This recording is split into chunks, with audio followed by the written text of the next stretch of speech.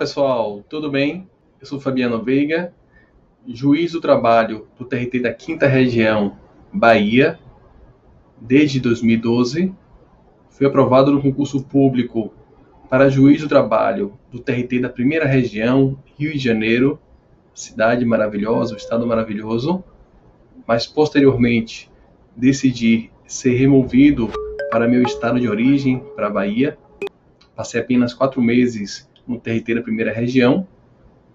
Como havia um carioca pretendendo retornar ao Rio de Janeiro, ao TRT da 1ª Região, vir para o TRT da 5ª Região mediante uma remoção por permuta. Inicialmente, desde já, eu peço que você se inscreva no canal do YouTube do curso 6 e também deixe o seu like nesse vídeo, se assim entender pertinente, se considerar que esse vídeo lhe ajudou de alguma forma na preparação do concurso público para a magistratura do trabalho. Falando um pouco da carreira, que é o principal objetivo desse nosso vídeo, o concurso público, uma vez superada essa fase da aprovação do concurso público, eu tenho certeza que, se de fato for este seu objetivo, você irá alcançá-lo verdadeiramente, como sempre se diz. Só não passa no concurso público quem desiste. Posso garantir que, a despeito das dificuldades inerentes às responsabilidades do exercício do cargo, a quantidade de demanda que depende de fato de uma solução por parte do magistrado e suas responsabilidades, realmente é um exercício de uma função muito nobre, é o exercício de um cargo de juiz do trabalho em que você de fato pode fazer diferença na sociedade, em que você pode de fato alterar a realidade social mediante a aplicação das normas do ordenamento jurídico, mediante, sobretudo, a consideração dos direitos fundamentais trabalhistas previstos no artigo 7º da Constituição. Sem dúvida, o cargo de juiz do trabalho, muito além da questão relativa à própria estabilidade, traz consigo uma permanência muito grande decorrente da própria vitaliciedade como a garantia da magistratura prevista no texto constitucional, que permite que o magistrado o exerça de forma bastante independente. No que diz respeito aos aspectos pecuniários, isso na verdade não é nem segredo, porque atualmente, pela própria lei de acesso à informação, os valores das remunerações dos agentes públicos, esses valores são publicados em sites oficiais. A remuneração do magistrado bruta atualmente é em torno de 35 mil valores mensais, referentes a parcelas que são pagas frequentemente ao magistrado, com parcelas ou parcelas adicionais, com parcelas referentes a férias, a 13º, e a depender de algumas circunstâncias, gratificações de acúmulo de função. Tratando agora um pouco sobre dicas para a segunda fase do concurso da magistratura, mais precisamente para a sua prova de sentença. Nós sabemos que a prova, que é a segunda fase da magistratura do trabalho, após a aprovação na fase objetiva, constituída por questões de marcar ABCDE, a segunda fase é tida como o verdadeiro gargalo do concurso público da magistratura e é composta essencialmente da prova dissertativa, em que o aluno é questionado sobre aspectos relativos às questões jurídicas e sociais, havendo cobrança aqui não só de temas jurídicos, mas temas também relativos à formação humanística, à filosofia, à sociologia. O aluno ele deve observar que nesta segunda fase ele vai estar diante de provas que exigem perfis completamente distintos, ou seja, provas que irão avaliar habilidades completamente distintas. Enquanto na prova dissertativa analisa-se aqui o poder de abstração, de raciocínio jurídico e abstrato do candidato, em que se verifica se ele de fato tem uma amplitude de conhecimento, se ele tem de fato bagagem jurídica, conhecimento jurídico que lhe permite o exercício do cargo de magistrado. A prova de sentença, a prova extremamente prática, em que impera a necessidade de um raciocínio lógico e com uma grande velocidade, de modo a permitir que o aluno, de fato, consiga finalizar a sua prova. Isso porque, na prova de sentença, o tempo ele atua de forma, digamos assim, muito mais cruel. Enquanto em uma fase dissertativa, enquanto em uma prova dissertativa, se havia 10 questões, você respondeu 8 questões, 9 questões, ainda há alguma chance de você vir a ser aprovado. Porque cada questão, ela pontua individualmente. Na prova prática de sentença, prezados, isso aqui não é verdadeiro. Ou você finaliza a sentença passando por todos os seus elementos, relatório, fundamentação, dispositivo ou conclusão, ou de fato não terá atingido o objetivo que a prova propôs, que é fazer uma sentença, que é prolatar uma decisão que preencha todos os requisitos legais. Na prova de sentença, portanto, eu sempre digo que mais do que conhecimento jurídico, se exige do candidato a habilidade, o preparo para a resolução de questões fáticas concretas. Na prova de sentença, não vale o mero conhecimento, o conhecimento acerca de pontos profundos do direito, de temas complexos do direito.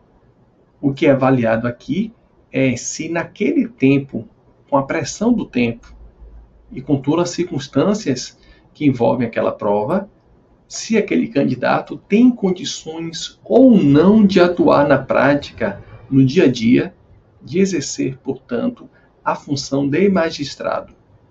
A prova de sentença é uma prova extremamente técnica, em que, em muitas situações, o candidato ele não vai observar o seu entendimento pessoal.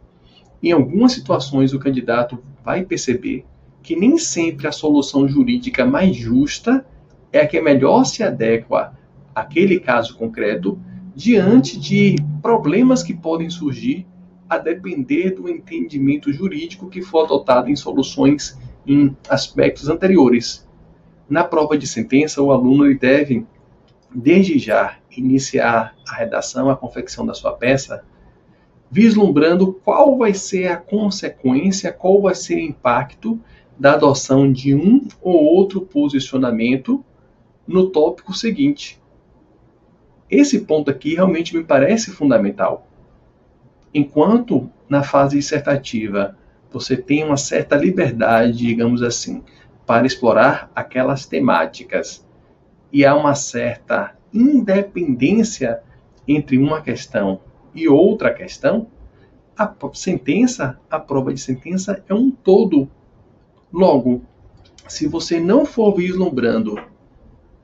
vislumbrar antecipadamente as consequências práticas da adoção de um posicionamento, é possível que ao final você chegue à conclusão de que a sentença não ficou boa, a sentença não ficou adequada, por não contemplar todos os fatores, todos os aspectos que eram exigidos daquela situação.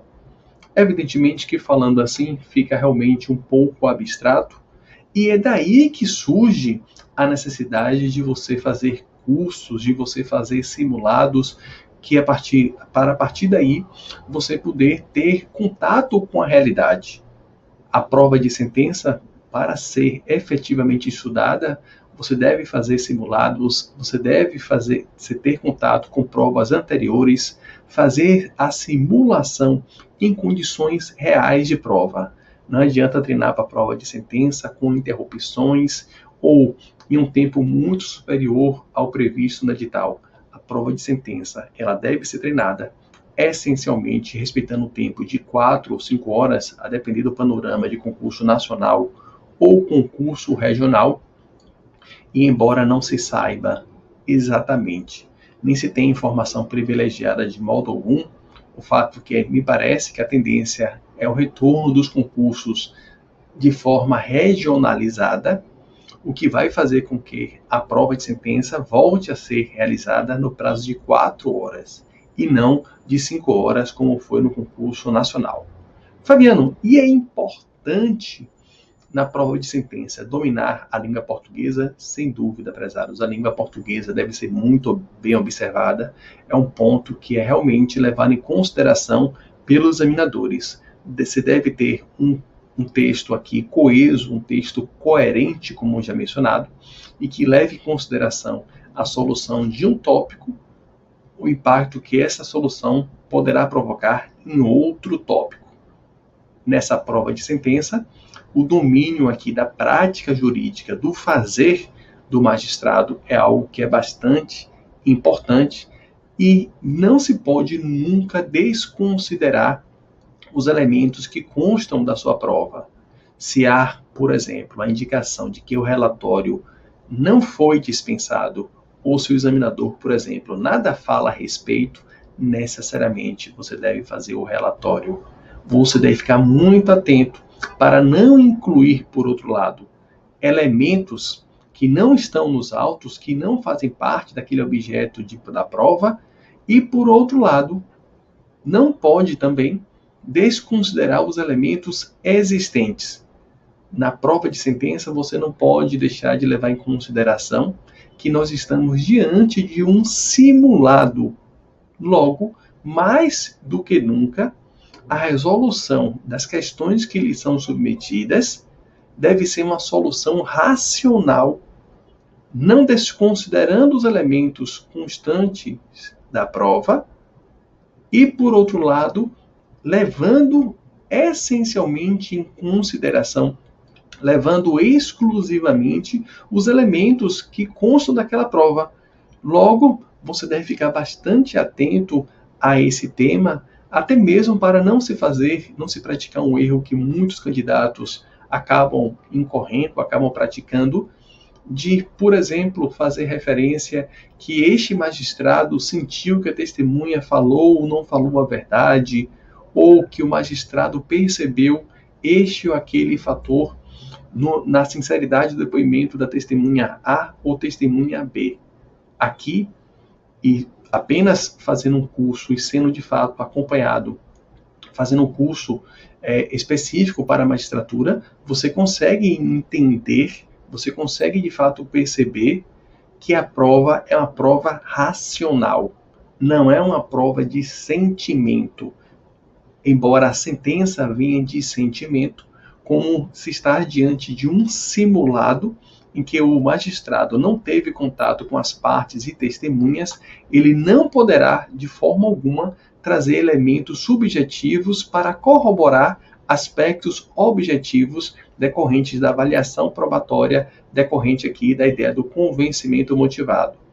Então, na hipótese de contradição de testemunhas, de depoimentos contraditórios, o que é muito comum nas provas, existem algumas técnicas para que o magistrado observe um depoimento e atribua maior valor a um depoimento em detrimento de outro depoimento.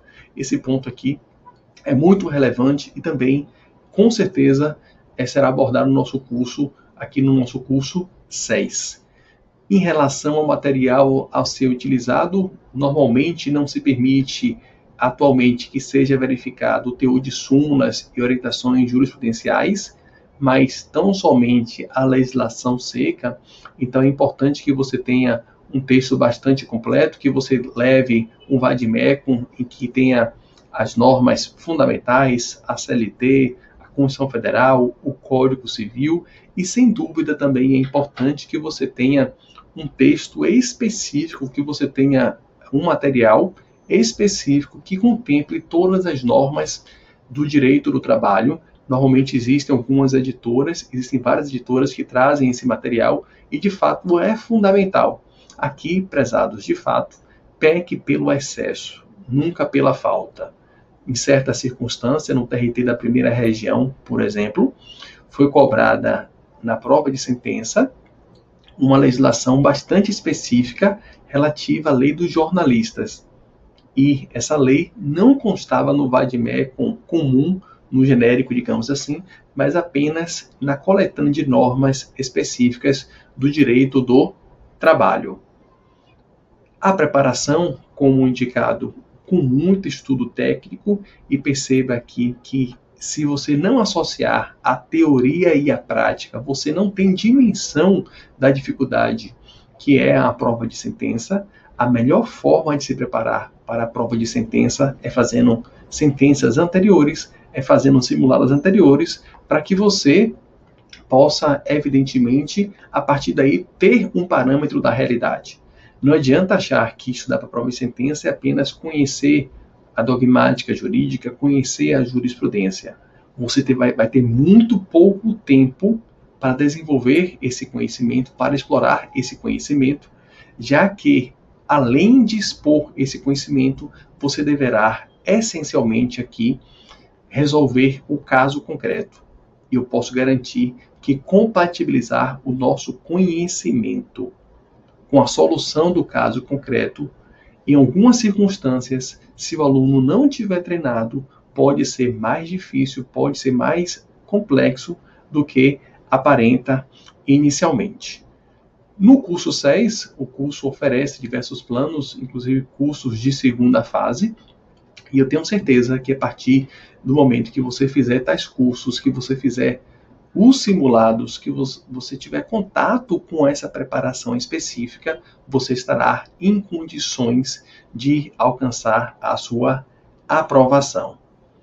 Desejo aqui para todos vocês, para os alunos, independentemente de fazerem parte, de não fazerem parte ainda do curso 6, todo o sucesso do mundo, que vocês de fato possam lograr a tão sonhada aprovação. O concurso sempre existirá, sempre haverá possibilidades, e devemos, neste momento, entre um concurso e outro, nesse momento em que não há edital aberto, aproveitarmos ao máximo para nos prepararmos. Conte com o curso 6, conte com Fabiano Veiga. Peço mais uma vez que se inscreva no canal do YouTube do curso 6 e, se gostou do vídeo, deixe um like pra gente. Um grande abraço e até a próxima.